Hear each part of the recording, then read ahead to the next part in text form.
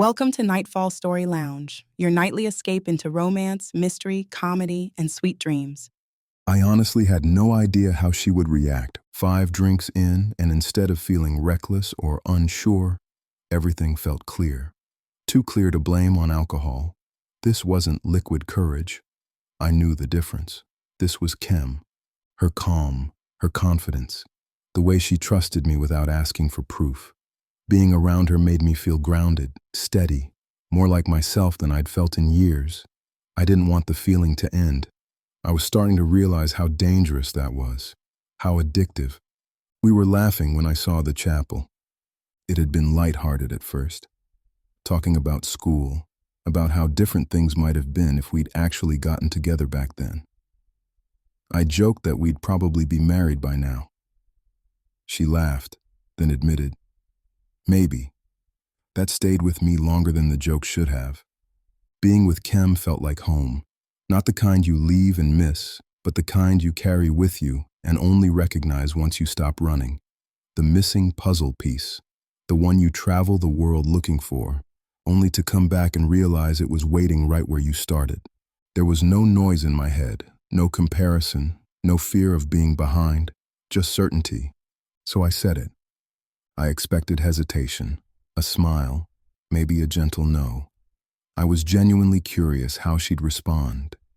Instead, she took my hand and started walking. Bold, certain, unafraid. The moment we stepped inside the chapel, something in me shifted. I took the lead, not out of control, but out of instinct. Like I needed to make sure we were aligned. Like I couldn't let the moment slip. How may I help you? The receptionist asked. We want to get married. I said, without hesitation. Handing over our IDs felt surreal. It cost more than I expected, but I didn't blink.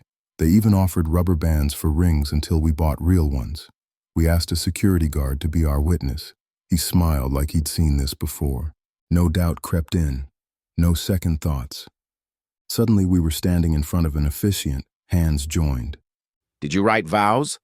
He asked. No, I said. but I can speak from the heart. I took a breath and looked at Chem, really looked at her. Everything I'd ever held back came flooding forward. Alchemy, Michelle. I began, my voice steady. I have loved you since the first moment I saw you, and that has never changed. I've always seen you in my future, even when I didn't know how to reach it. You make me feel at peace. You believe in me when I forget how. Your presence steadies me.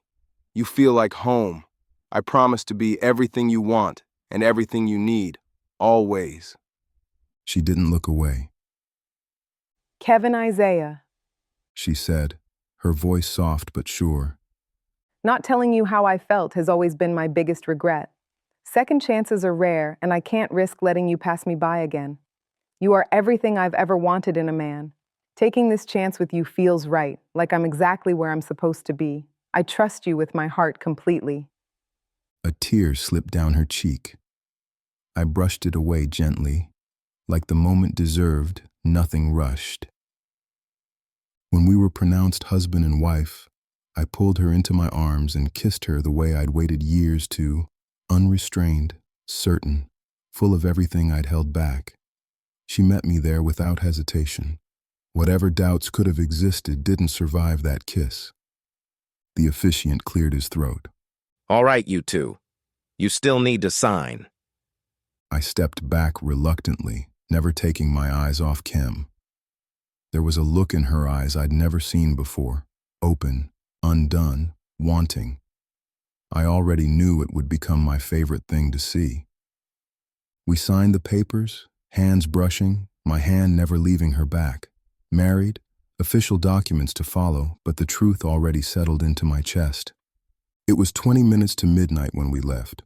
On the drive back to the hotel, I held her hand the entire way. Thank you. I said quietly as I kissed her knuckles. She smiled like she understood everything I meant. Back at the hotel, I walked her to her door. Logic crept in. Our flight left at 6. We needed to leave by 4. We should probably sleep. I said, even though my body disagreed. Her eyes stayed on mine. Are you tired? No. I started. I'm comfortable. She said gently, stepping closer. I'm not tired either. There was that look again. She pulled me into her room before I could overthink it, her lips finding mine with certainty. I wanted to make sure, wanted to protect her even from momentum, so I pulled back, cupping her face. Are you sure? I asked. We can wait. I don't want to wait. She said, then paused, her mind threatening to spiral. I stopped it before it could start, pulling her close. No. I whispered. I've waited long enough. Her laughter melted into my kiss, and I slowed us down, not out of restraint, but intention. I wanted to remember everything, every breath, every moment. We could sleep on the flight home,